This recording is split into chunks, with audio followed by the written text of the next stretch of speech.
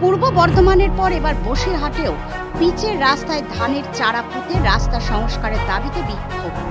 দীর্ঘদিন ধরে রাস্তা খারাপ, প্রায় 5 বছর ধরে রাস্তার কোনো সংস্কারই হয় না। রাস্তার সংস্কারের দাবিতে পথে নেমে বিক্ষোভ দেখালো এলাকার মানুষ। ঘটনাটি বসিরহাট 2 নম্বর ব্লকের অন্তর্গত রাজেন্দ্রপুর পঞ্চায়েত দক্ষিণ দেবীপুর এলাকার ঘটনা। প্রায় 7 থেকে 8 কিলোমিটার রাস্তার বেহাল দশা। বর্ষা আসলেই সমস্যার সম্মুখীন হতে হয় এলাকার মানুষের। তাদের অভিযোগ, কয়েকবার বলা সত্ত্বেও কেউ কোনো কাজ করেনি রাস্তাটি। রাজেন্দ্রপুর থেকে বসিরহাটে যাওয়া যায়, কিন্তু এই রাস্তা দিয়ে সবসময় রোগী থেকে শুরু করে বিভিন্ন পথ চলতি মানুষেরা যাতায়াত করেন। এলাকার মানুষেরা যাতায়াত করেন এই পথ ধরে এবং এলাকার সব থেকে গুরুত্বপূর্ণ রাস্তা এটি। শুক্রবার সকাল 10টা থেকে প্রতিবাদ শুরু হয়। এলাকার মানুষেরা রাস্তা আটকে বিক্ষোভ দেখান। তাদের দাবি, অবিলম্বে রাস্তা সারাই না করলে আরো বৃহত্তর আন্দোলন হবে। Bureau report, news 24 Bangla. বিক্ষোভ করছি একটাই কারণ, এখান থেকে কিছুদিন আগে আমার একটা চাচিমাও মারা গিয়েছে, এই স্ট্রোক হয়েছে। তাকে নিয়ে যেতে যেতে আমরা এই রাস্তায় একটা গাড়ি পাচ্ছি না, এই রাস্তায় কেউ আসছে না। তাকে নিয়ে যেতে যেতে 1 ঘন্টা লেগে গেছে। গাড়ি ওখানে পাংচার খারাপ হয়ে গেছে, ভেঙে গেছে, এমনকি সে মানুষটা মারাও গেল। এরপরেও আমাদের এখানে ক্যান্সার পেশেন্ট আছে, তাকেও যে হসপিটালে নিয়ে যাবে তাকেও নিয়ে যাওয়া যাচ্ছে না। ডেলিভারিতে পেশেন্ট আছে, আর এখানকার প্রধান রাজেন্দ্রপুর পঞ্চায়েতের প্রধান আছে, কিন্তু সে ভোটের সময় আসে, শুধু ভোটটায় রাজনীতি করে চলে যায়, সমাজকার কিছু করে না। সমস্ত এই রাস্তাঘাটের ওপরেই এখানে, আর এই ব্যবসা সব কিছু আছে। ধান এখানে সে বীজ চাতর মতো হয়েছে, ধান রোবার মতো হয়েছে। রাস্তাটা 2 বছর এইভাবেই আছে, 2 বছর। কোনো কেউ এসে রাস্তায় কোনো বলে না যে এটা পাস করে, এটা করে। এখানে মানুষ বাস করে না, এখানে জানোয়ার বাস করে। এই অঞ্চলটায় শুধু কোনো রকম করে নিয়ে সব টিএমসির প্রধান, টিএমসির আছে অঞ্চলটা।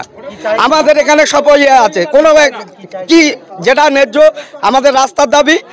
জল ট্যাঙ্কি, একটা এখানে ট্যাঙ্কি আছে, ভালোভাবে জলও আসে না, বারবার পাইপ পেটে যায়। তার সরু সরু পাইপ দেয়, এমন পাইপ দেবে তাকে বারবার এই রাস্তার ধারে 3-4 বার করে খুঁড়ে ডেলি এইরকম করে। সেখানে শুধু এই সমস্যাটা করে এইভাবে রাস্তাগুলো এইভাবে আবার করছে। আমার নাম বাকির হোসেন মন্ডল। অবরোধ করছেন কেন আপনারা? আমরা এই রাস্তায় চলতে পারছি না, গাড়ি ঘোড়া কিচ্ছু নিয়ে আমরা যেতে পারছি না। ছেলে পিলে স্কুল ঘাট করতে যাবে, তাও তারা বাইরে বেরোতে পারছে না।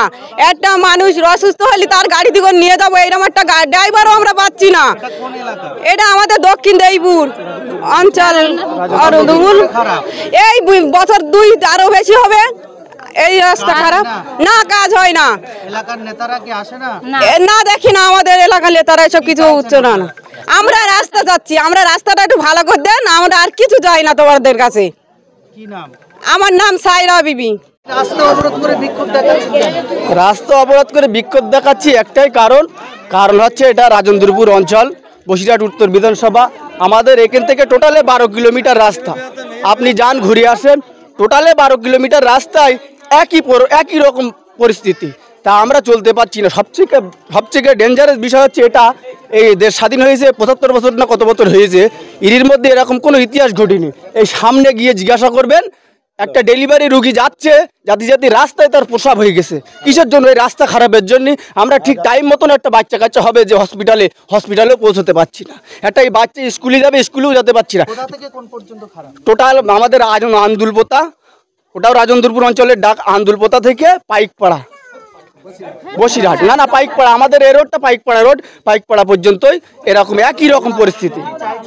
আমরা চাইছি ইমিডিয়েটলি রাস্তা সংস্কারক হোক, রাস্তায় কাজ হোক।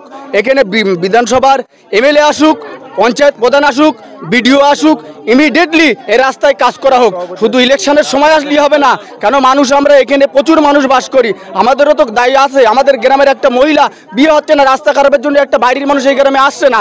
অর্থনৈতিক ঘাটতি হচ্ছে আমাদের এই গ্রামে, অনেক কিছু আছে, কোটি কোটি টাকার বিজনেসও হয় এখান থেকে। আমাদের এখানে কেউ আসতে পারছে না, একটাই কারণ রাস্তা খারাপ, এছাড়া আর কিচ্ছু না। রাস্তাটা একটু দেখেন। আমার নাম নুরুল আমিন মন্ডল।